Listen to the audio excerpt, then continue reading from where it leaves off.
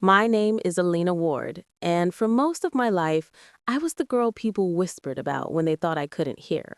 I was quiet, observant, and never quite enough for the places I walked into. The night it all changed started with a single sentence that sliced through the noise like glass. You don't belong here. Those words weren't just meant to humiliate me, they were meant to erase me. I still remember the laughter, the glances, the way the room seemed to shrink until it was just me against their judgment. But life has a strange way of turning its backhanded moments into spotlights.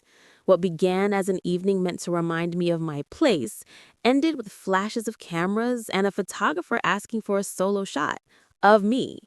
That's when I realized sometimes the very stage you're pushed off from becomes the one you own. This is the story of how a single photograph changed everything. How I went from invisible to unforgettable, from outcast to the one they could no longer ignore. It started with an envelope, thin, gold edged, and addressed to someone else. I found it lying on the kitchen counter, half open, its shimmering lettering catching the evening light. My heart raced as I read the words inside. You are cordially invited to the annual Elite Networking Gala. I wasn't the kind of girl who got invitations like this. I wasn't the daughter of someone important, nor did I belong to the circles that filled rooms with confidence and champagne. The invitation was meant for her, my cousin, the family's golden girl, the one everyone adored. But fate, and its quiet mischief, placed it in my hands instead. For a moment, I just stared at it, wondering if life had made a mistake or if this was its way of testing me. When I told my parents about it, laughter erupted around the dinner table. My mother's fork clinked against her glass, my father smirked, and my cousin rolled her eyes. You? She said, barely containing her amusement. Elena, they'd never let you in. You don't belong in places like that. Her words stung more than I'd ever admit. I wanted to throw the invitation away, to walk out of that room and pretend I hadn't seen it. But something inside me shifted that night. Something small but unbreakable. Maybe it was pride, or maybe it was exhaustion from being treated like I was nothing. I folded the card, slipped it into my pocket, and said nothing. The next few days were a blur of indecision and quiet determination. I couldn't afford a new dress, so I wandered into a small thrift store downtown, a place that smelled of forgotten stories and second chances. I ran my fingers across racks of faded fabrics until I found it. A black satin dress, slightly worn with stitching that hinted at grace. It wasn't new, but it was mine. As I tried it on in the dim light of the fitting room, I didn't see the girl everyone pitied anymore. I saw someone standing tall, someone ready to walk through a door even if it wasn't open for her. The night of the gala arrived, heavy with anticipation.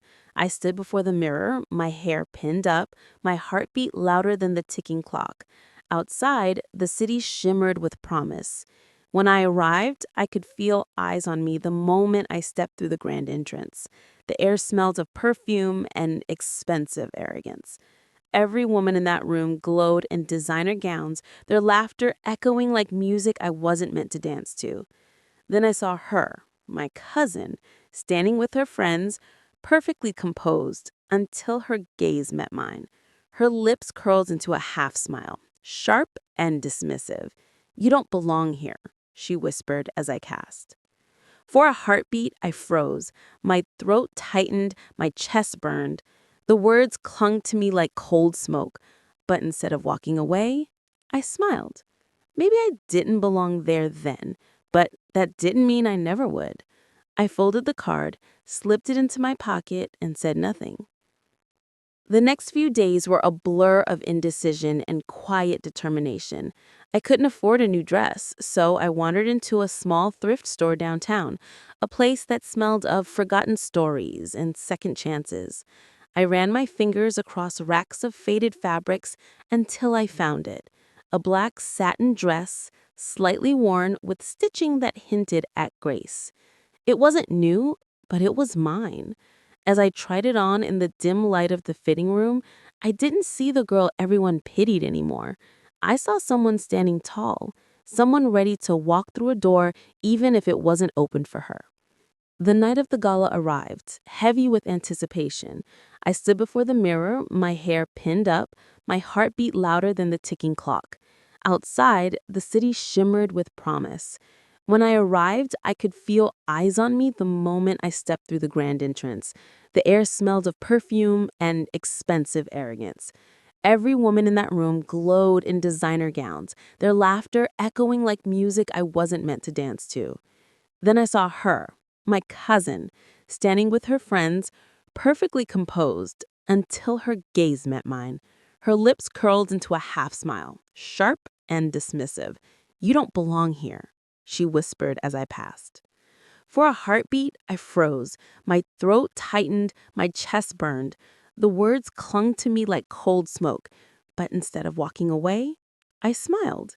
Maybe I didn't belong there then, but that didn't mean I never would.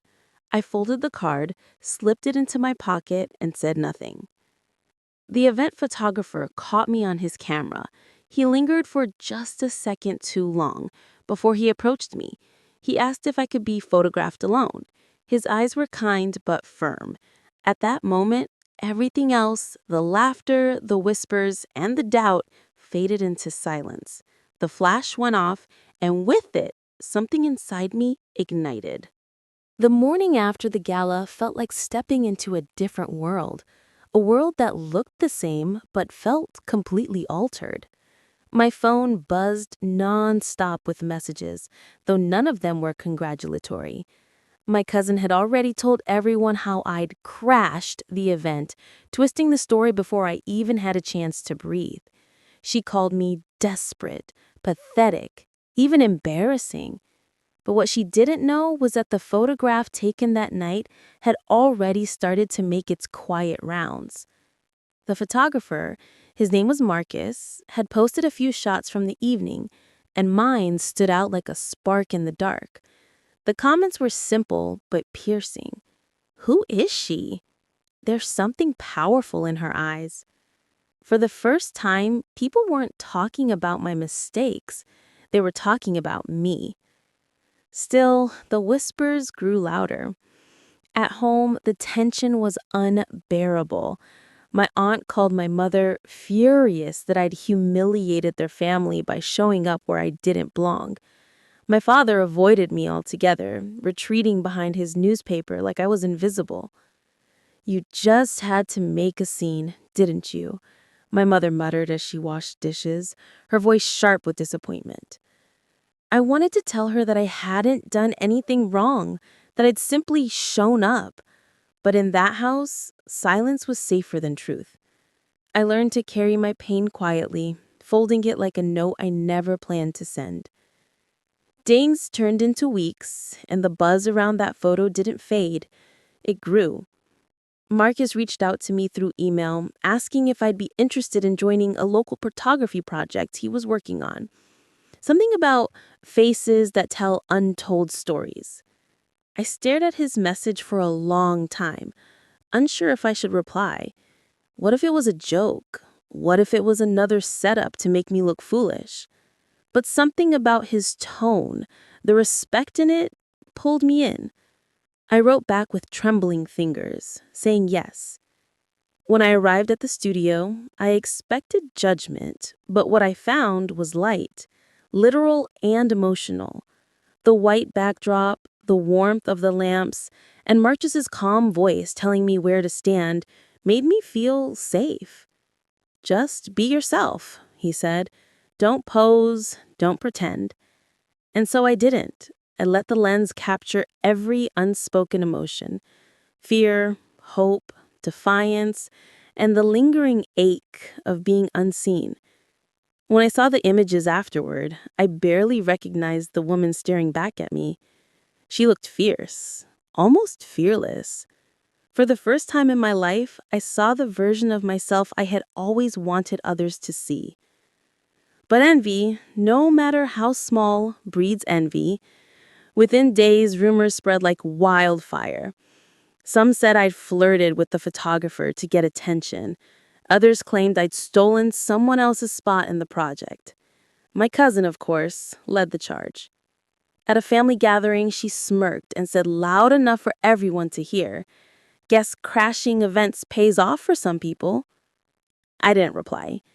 I just smiled, because for the first time, her words didn't sting. They confirmed something deeper. The same people who once ignored me now felt threatened by me. And that, I realized, was power. That night, as I sat in my room staring at the photo Marcus had sent me, I whispered to myself, "You do belong here." It wasn't defiance, it was a declaration. I wasn't chasing approval anymore. I was claiming space. What they called arrogance, I called awakening. The whispers behind the curtain didn't scare me. They reminded me that I was finally center stage. What I didn't know then was that one photograph would soon open a door that no one in my family ever expected me to walk through. And it would be a door they later regret trying to close. The next chapter of my story began the same way all uncomfortable changes do, with an invitation that wasn't really meant to include me. A few weeks after Marcus's project went public, his photo series started gaining local attention. It was displayed in a small downtown gallery, nothing grand, but enough to draw a crowd of artists, photographers, and influencers. He sent me an official invitation, and I remember holding it with the same trembling hands that once held the first one. Only this time, it had my name printed clearly on it. No mistake, no mix-up, just Elena Ward. It should have been a triumph, but when I showed the invitation to my family, their expressions didn't change. My mother sighed, my father muttered something about getting carried away, and my cousin, she smirked. "Don't embarrass yourself again," she said, pouring her drink like it was punctuation to her cruelty. I didn't answer. I just smiled, remembering how her laughter sounded the first time and how different it felt now. The night of the gallery opening arrived with rain and nerves. I wore the same black satin dress from the gala, the one they all mocked. I didn't have anything new, but I didn't need it. It wasn't about fashion anymore. It was about presence. When I walked into the gallery, the atmosphere was electric. Cameras clicked softly, glasses clinked, and whispers floated through the air like perfume. My portrait hung near the entrance, under a single light. The photo captured more than my face. It captured the moment I stopped being afraid to be seen. People stopped in front of it, studying my expression. Some took pictures, some smiled, and a few even asked me if I was the woman from the photograph. I should have been proud, but instead, I felt a strange mix of gratitude and disbelief. Marcus walked over, smiling warmly. "You changed the tone of the whole collection," he said. "There's something about your eyes, like they've already seen the ending." I laughed softly, not realizing how prophetic his words would be. But not everyone was impressed. Halfway through the evening, I saw her again, my cousin. She'd showed up uninvited, wearing a designer dress that sparkled under the gallery lights. She approached me with that same venomous confidence she'd always carried. "Still pretending you belong?" she whispered. I wanted to walk away, but before I could, Marcus called out to me from across the room. "Elena, come here. We're doing a group photo of the featured faces." Everyone turned. My cousin froze, realizing she wasn't included. As I stepped forward, I could feel her glare burning into me. But fate had a sense of irony that night. When the photographer lined us up, he paused, adjusted his lens, and said, "Actually, I'd like one solo shot first. Just Elena." The room fell silent. I could feel every heartbeat echoing in my ears as the flash went off. For a moment, time stopped. My cousin stood in the corner, her smile fading, her reflection blurred behind the lens that no longer saw her. The tables had turned, quietly and beautifully. After the event, people began approaching me, gallery owners, designers, and even a local magazine editor. They wanted to feature me, to hear my story, to capture that undeniable strength they said was written in my eyes. And as I walked out that night, the rain still falling softly, I realized something profound. I had spent my whole life trying to earn a seat at their table, not knowing I was meant to build my own. That night, I didn't feel like the girl who didn't belong. I felt like the woman who had finally arrived. And I knew, deep down, this was only the beginning of my becoming. In the weeks after the gallery, life began to move faster than I could keep up with. My photos started circulating online, small blogs, local magazines, even a few fashion pages that called me the girl with fire in her eyes. It felt surreal seeing my face next to names I'd only read about before. Marcus became both a mentor and a friend, though sometimes I could sense there was something deeper in the way he looked at me, something unspoken, maybe admiration, maybe understanding. For the first time in years, someone saw me for who I truly was, not for the role my family forced me to play. We started working together on new shoots, raw, emotional portraits that told stories of resilience, loneliness, and beauty found in pain. He'd often say, "You don't just pose, Elena, you speak through silence." That sentence stayed with me. In those moments under his lens, I wasn't just a subject, I was a storyteller, reclaiming the narrative others had tried to erase. I learned the art of stillness, of commanding space without words. Every photo felt like a quiet rebellion against the people who once told me I'd never be more than a mistake. But success doesn't come without shadows. As the attention grew, so did the whispers. Again. This time from people outside my family. They said I was getting too much credit, that Marcus was the real reason for my rise. Some said I used him. Others claimed he was using me. It's strange how quickly admiration turns into suspicion when a woman starts standing tall. The online comments stung more than I wanted to admit. I began questioning everything. Was I truly talented or just lucky enough to be noticed? One afternoon, Marcus called me into the studio for what he said would be our most personal project yet. When I arrived, he had the space set up differently. Dim lights, a single stool, and a mirror behind the camera. He said, "This time, you're not posing for me. You're facing yourself." I didn't understand until he handed me a photograph, my first portrait from the gala. He whispered, "That's where it started. Now show me what you've become." As the camera clicked, tears blurred my vision. I wasn't posing. I was remembering. Every insult, every dismissal, every moment I'd felt invisible. And yet, beneath all that pain, there was strength. I saw the girl who once stood in the corner of a room full of laughter, now staring back at the lens with quiet power. When the shoot ended, Marcus didn't speak. He just nodded, as if to say, "You found it." Later that week, the new portrait was published online. It wasn't glamorous or polished, it was raw, almost haunting. The caption read, "The girl who was told she didn't belong, now unafraid to be seen." The response was overwhelming. People from around the world commented, sharing their own stories of being overlooked, silenced, or underestimated. It wasn't just a photograph anymore. It was a movement. But while the world began to see me differently, my family didn't. My cousin called it a phase. My mother said I was getting carried away with all this nonsense.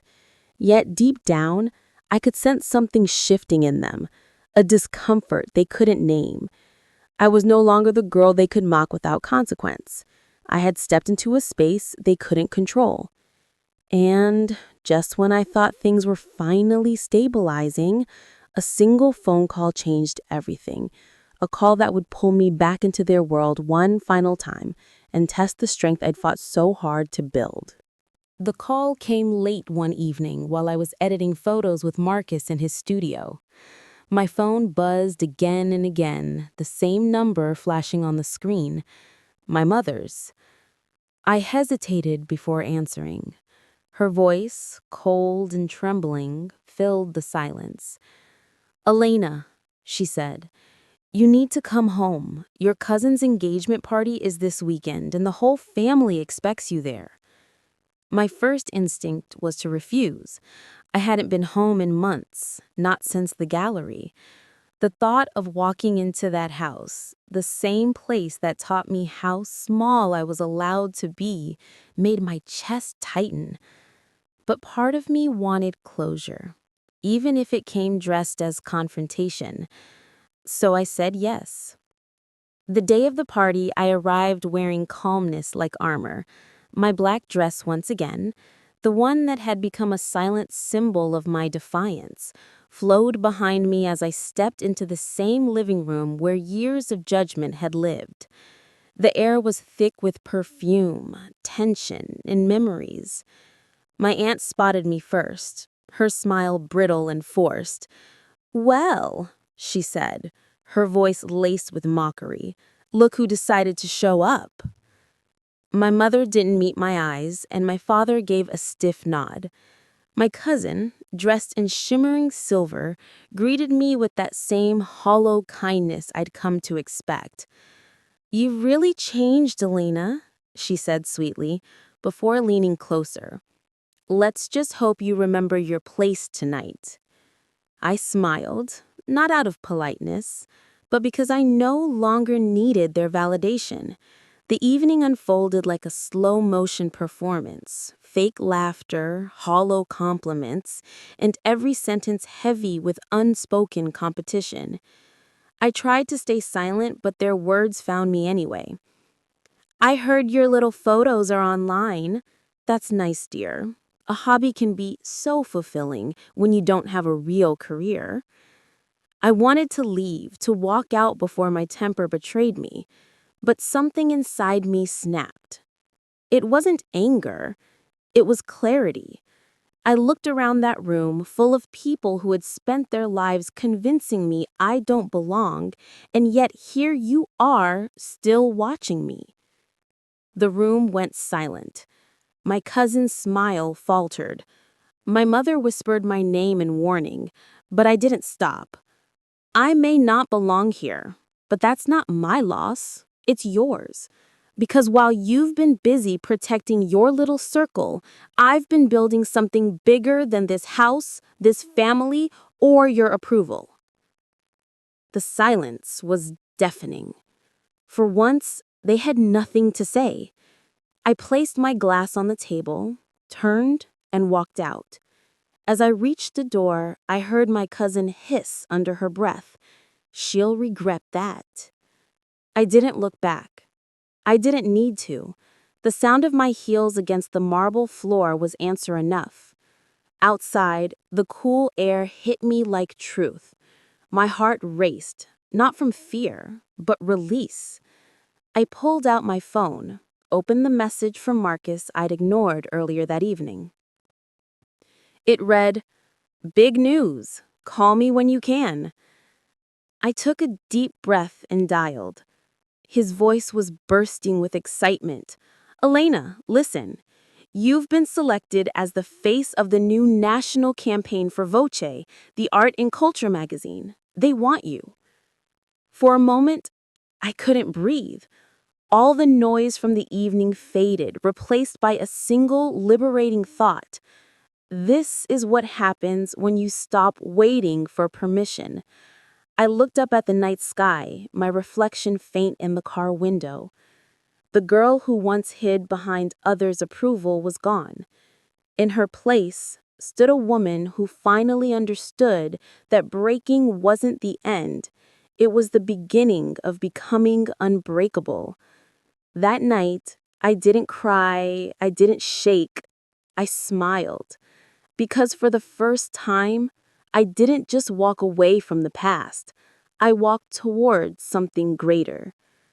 What I didn't know was that this moment of triumph would soon spark the very storm I thought I'd escaped forever. In the days after the engagement party, my life felt eerily quiet, like the calm that comes right before a storm. My family didn't call, and I didn't reach out either. I could sense their silence wasn't peace, it was punishment. But this time, I didn't let it shake me. I had bigger things to focus on. Vogue magazine had officially confirmed my selection for their national campaign. And for the first time, I felt like I was standing in the middle of something real, something that couldn't be taken away by a cruel remark or a whispered insult. I wasn't just a girl in a photo anymore. I was the face of a message: resilience, authenticity, and rebirth. Marcus and I began preparing for the shoot. Everything about it felt larger than life. Teams of stylists, producers, and creative directors all working to bring a vision to light. But beneath the excitement, a quiet anxiety hummed through me. This campaign wasn't just an opportunity, it was exposure. It meant being seen by everyone, including those who once dismissed me. And that terrified me more than I wanted to admit.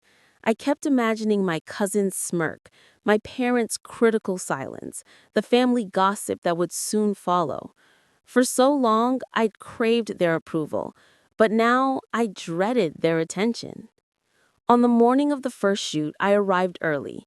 The studio was bathed in soft golden light, the kind that makes everything feel possible. Marcus was already there, setting up his camera. "You ready?" he asked, with that familiar calmness that always steadied me. I nodded, but my mind was racing. As the makeup artist worked, I stared at myself in the mirror. The woman staring back wasn't scared anymore. She looked grounded, powerful, and unapologetically herself. Still, a quiet voice in the back of my head whispered, "Don't get too comfortable. They'll find a way to ruin this."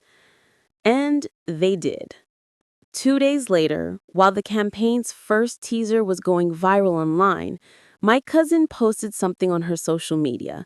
A picture of me from years ago, awkward, unstyled, eyes downcast, with the caption, "Funny how people forget where they came from." Within hours, it spread through local circles, turning what should have been my celebration into another humiliation attempt. Friends sent me screenshots. Strangers commented cruel things. For a few moments, the old fear returned. My hands shook, my stomach churned, and for the first time in months, I felt small again. But then something remarkable happened. The comments started changing. People began defending me. Strangers who'd followed my journey through Marcus's work. Women who said my story had inspired them to walk into rooms they were once told to avoid. One comment stood out. She didn't forget where she came from, she just refused to stay there. Those words hit me like a revelation. They reminded me that I didn't owe my past an apology for growing beyond it.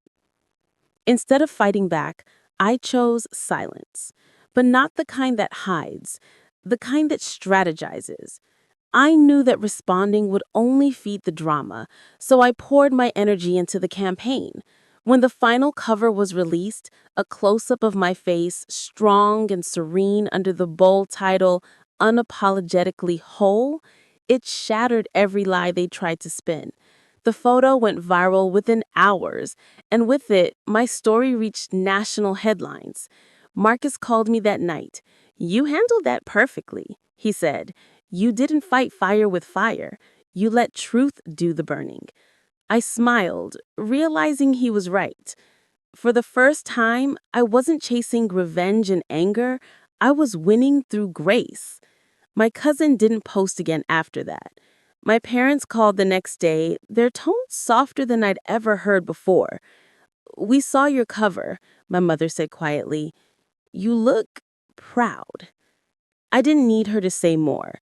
That single word, proud, was enough. It wasn't validation I needed. It was acknowledgement.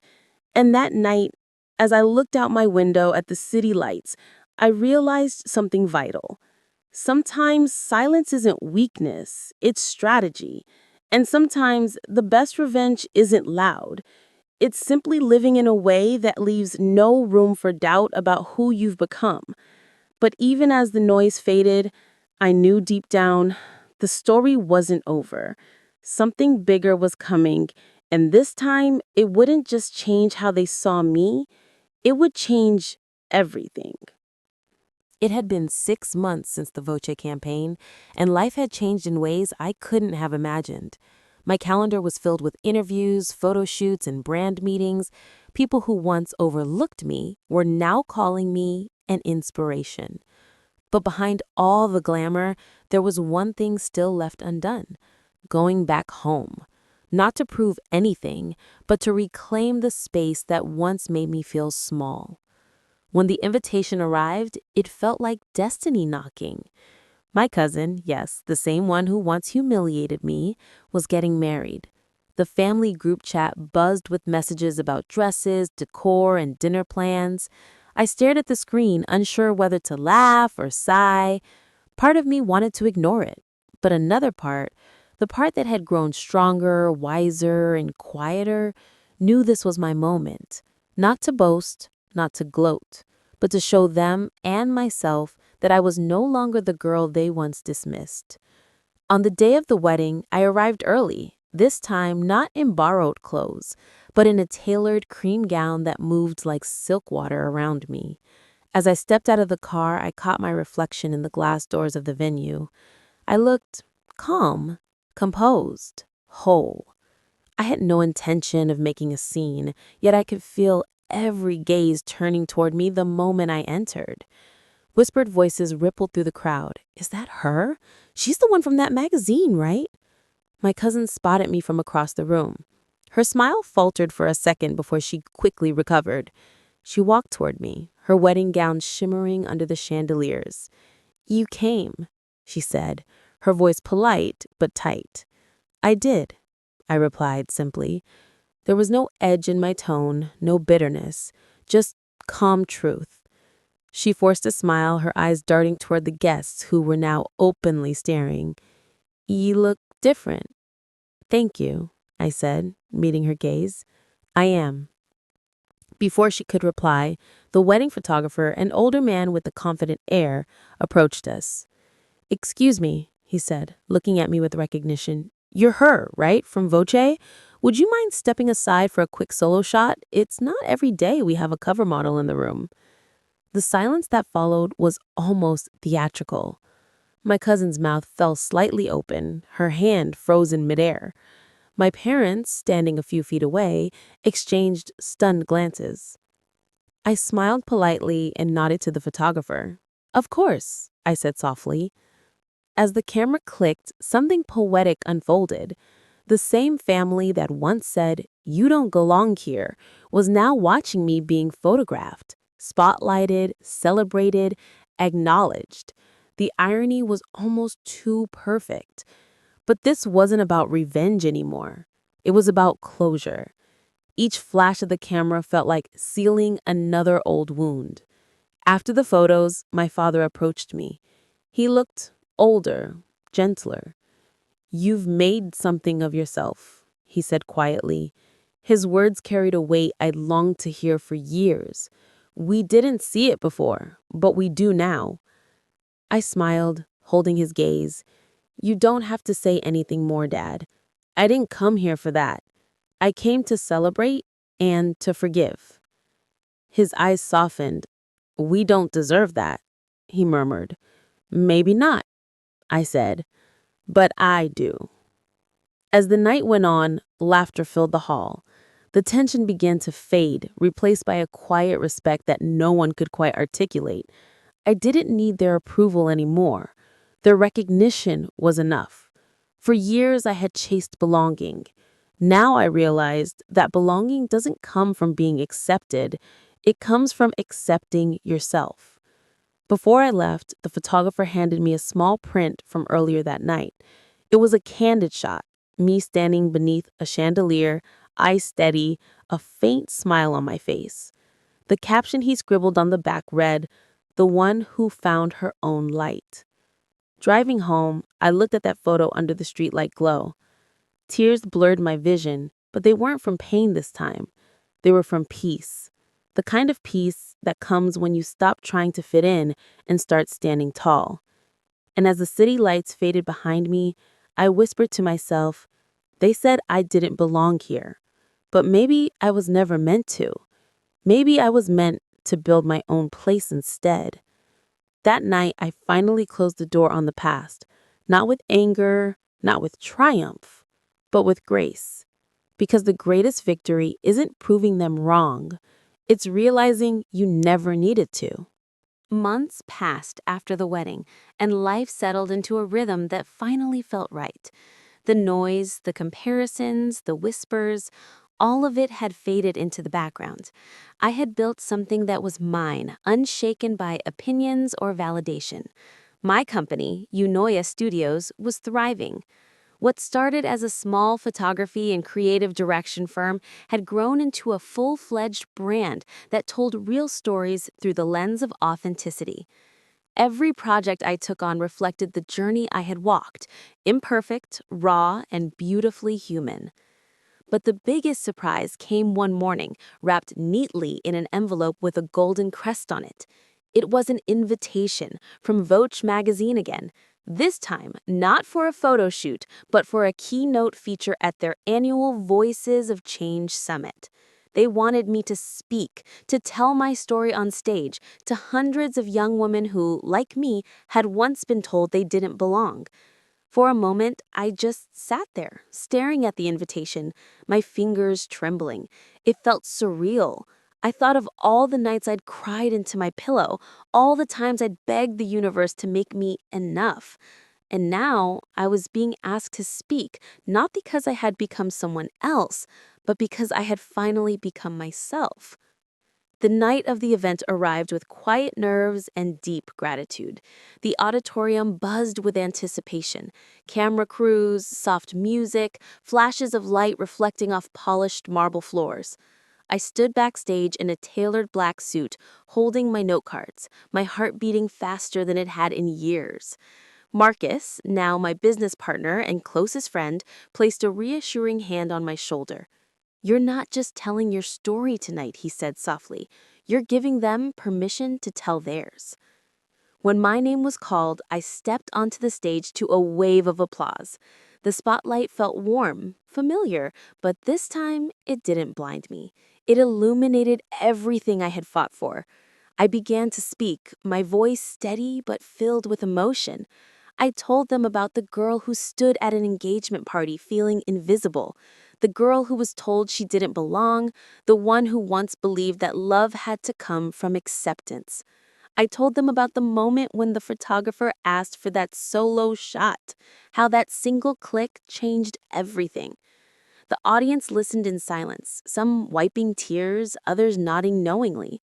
"You see," I said, pausing to let the words breathe, "sometimes the people who make you feel small are only teaching you how to stand taller. You don't need to wait for a place at someone else's table. You can build your own." Applause filled the room, but what struck me most wasn't the sound, it was the feeling. I wasn't performing, I was sharing. I wasn't proving anything, I was becoming. After the event, as I stepped outside, the cool night air hit my skin.